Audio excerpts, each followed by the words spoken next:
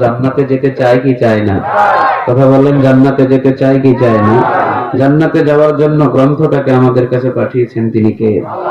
এটা আমার কথা নয়, কার কথা? আল্লাহ রাব্বুল আলামিন বলছেন, কিতাবুন আনজালনাহু ইলাইকা লিতুখরিজান নাসা মিনাল যুলুমাতি ইলান